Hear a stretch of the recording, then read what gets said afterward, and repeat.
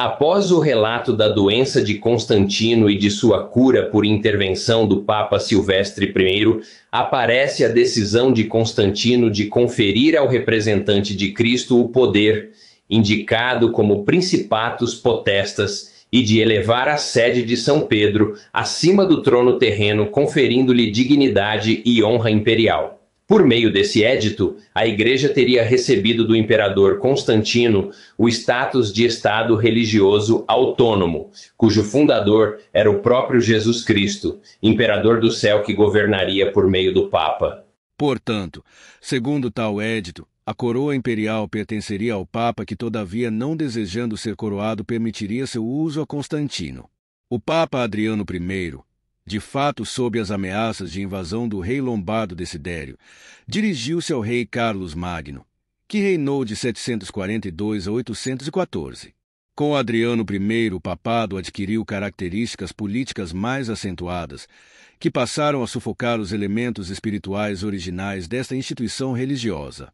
A República de São Pedro não era apenas o Estado pontifício, mas tinha se tornado, sobretudo, uma entidade política autônoma, que possuía as próprias estruturas de governo, a própria força militar, a própria população e o próprio território, garantia este último da liberdade de ação da Igreja Católica. Adriano I empenhou-se com todas as suas forças para a expansão do território pontifício.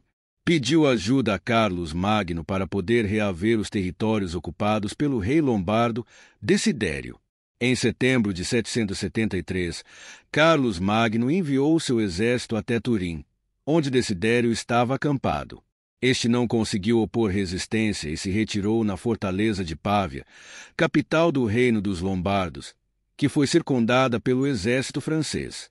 No entanto, Carlos Magno decidiu descer em Roma pelas festividades da Páscoa. No dia 2 de abril de 774, foi acolhido pelas autoridades e pelo povo romano com o título de Patricius Romanorum. O Papa Adriano I o esperava na entrada da Basílica de São Pedro, onde entraram lado a lado.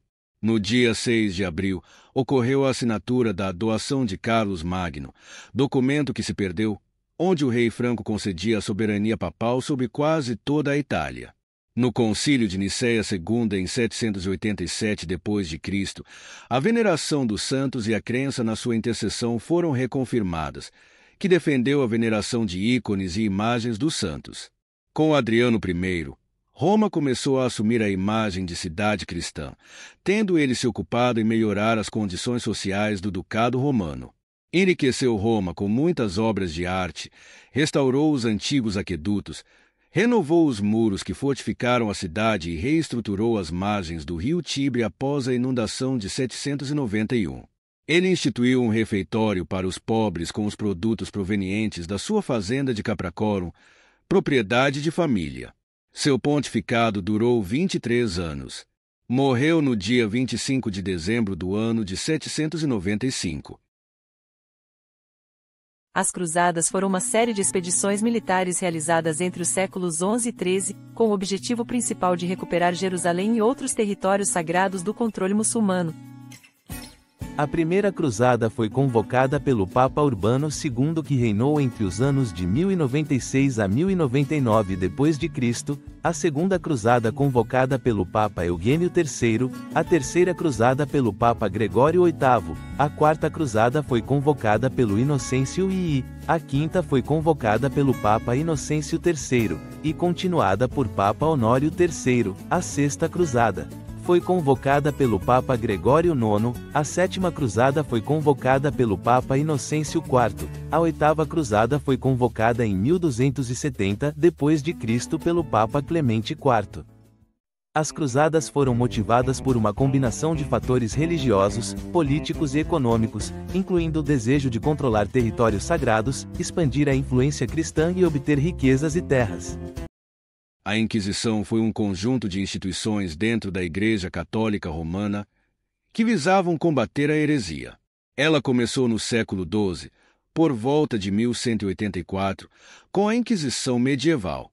Suas motivações principais eram manter a ortodoxia religiosa e combater as doutrinas consideradas heréticas.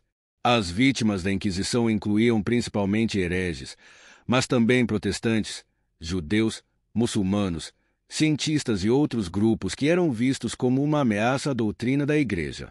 A Inquisição Espanhola, uma das mais conhecidas, começou em 1478 e visava converter ou expulsar judeus e muçulmanos da Espanha. Os judeus muitas vezes foram forçados a se converter ao cristianismo, mas muitos continuaram a praticar o judaísmo em segredo, conhecidos como criptojudeus. Muitos fugiram para regiões mais seguras, como o Império Otomano e partes da Europa Oriental, onde formaram comunidades secretas para manter suas tradições religiosas.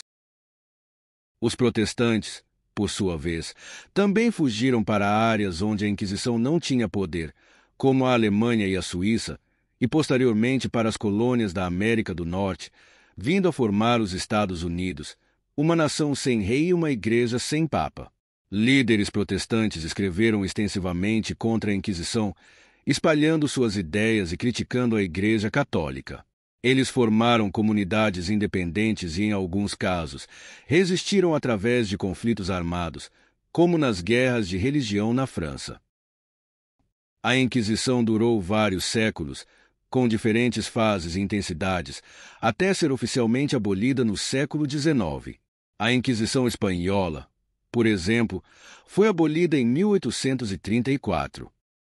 Em 1215 d.C., é estabelecida no Concílio de Latrão IV a doutrina da transubstanciação, outra crença estabelecida pela tradição e ensinos da Igreja, onde o pão e o vinho se transformam verdadeiramente em corpo e sangue de Jesus, por ocasião da Eucaristia. Cristo é novamente sacrificado a cada missa, atualizando o sacrifício da cruz. A partir de 1517 d.C., iniciou-se a Reforma Protestante, como uma reação contra as práticas da Igreja Católica, como a venda de indulgências. Nesse ano, Martinho Lutero publicou suas 95 teses. Os principais reformadores foram Martinho Lutero, João Calvino e Ulrico Zwinglio. Basicamente, eles defendiam sola Scriptura, somente a Escritura. A Bíblia é a única autoridade infalível em questões de fé e prática. Sola fide, somente a fé. A justificação é recebida somente pela fé, sem a necessidade de obras. Sola gratia, somente a graça.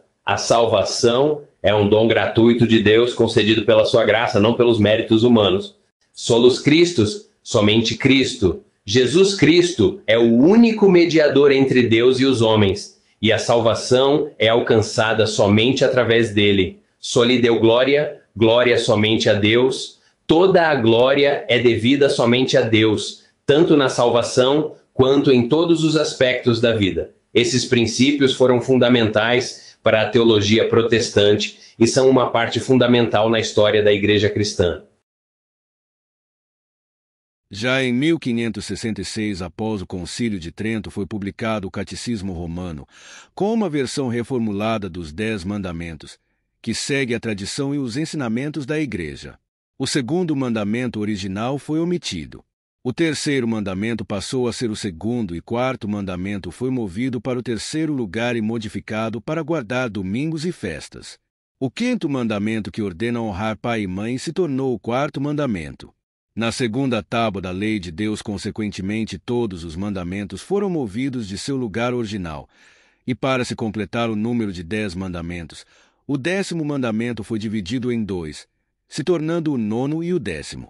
Fazendo assim, a lei escrita pelo dedo de Deus conforme Êxodo 31, verso 18, foi alterada pela tradição, autoridade e ensinos da Igreja de Roma, totalizando os 10 mandamentos conforme o Catecismo Católico Romano. Em 1870 d.C., a infalibilidade papal foi estabelecida e definida no Concílio Vaticano I, onde se afirmou que o Papa é infalível quando fala ex cátedra, isto é, como doutor em questões de fé e moral.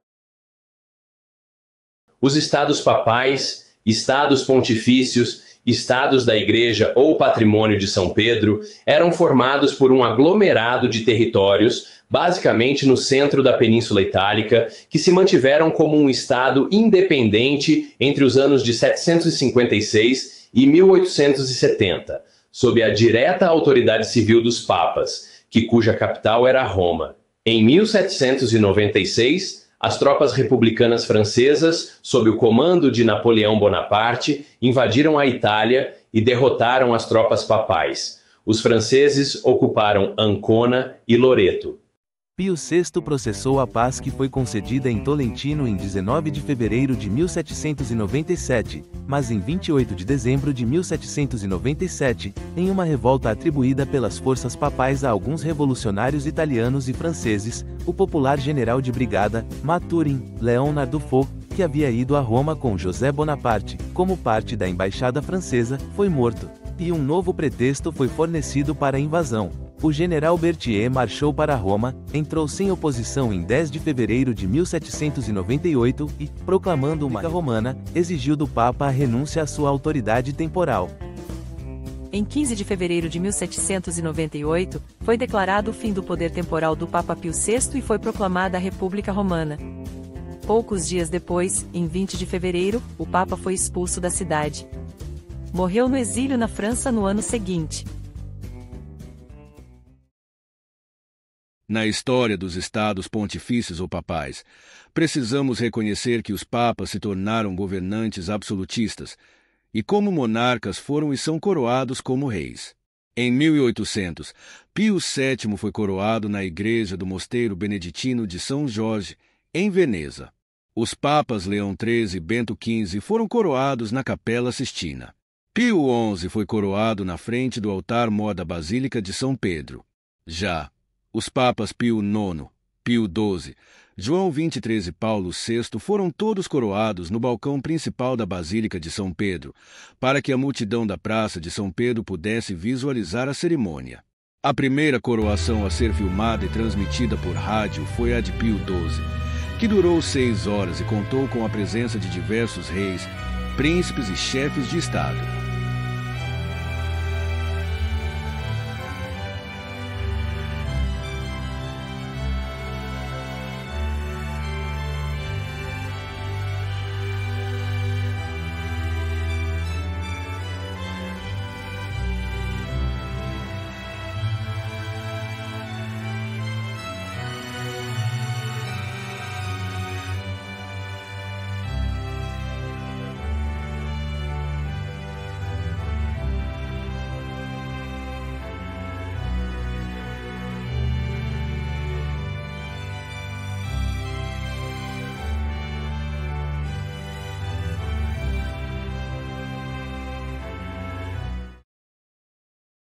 Os papas Paulo VI, João Paulo I, João Paulo II, Bento XVI e o Papa Francisco, todos foram coroados no balcão principal da Basílica de São Pedro. Outro fato importante a se notar nesta narrativa histórica é que em 1854 d.C., a Imaculada Conceição foi proclamada, em que Maria foi concebida sem pecado original. Só em 1950 que a Assunção de Maria foi estabelecida, onde se declara que Maria foi assunta ao céu em corpo e alma sem experimentar a morte. Em 1870, a Guerra Franco-Prussiana estourou, forçando o imperador francês a mobilizar todas as suas tropas. O recém-formado Reino da Itália se aliou à Prússia. O Papa Pio IX reuniu 8.000 soldados, mas seu exército não conseguiu conter as divisões italianas que marcharam sobre Roma. Em 20 de setembro de 1870, os italianos entraram em Roma, que foi declarada a capital do Reino da Itália, com a corte do rei Vítor Emanuel II estabelecida no Palácio do Quirinal. Passaram-se 59 anos até que, em 11 de fevereiro de 1929, Pio XI e Benito Mussolini assinaram o Tratado de Latrão, pelo qual a Igreja reconhecia o Reino da Itália como Estado soberano. O mesmo foi feito com a cidade do Vaticano, um território independente de 440.000 metros quadrados, equivalente a 62 campos de futebol, sob a jurisdição do Papa. Embora uma chaga tenha sido imposta ao papado, sua ferida mortal foi curada, e o mundo se maravilhou.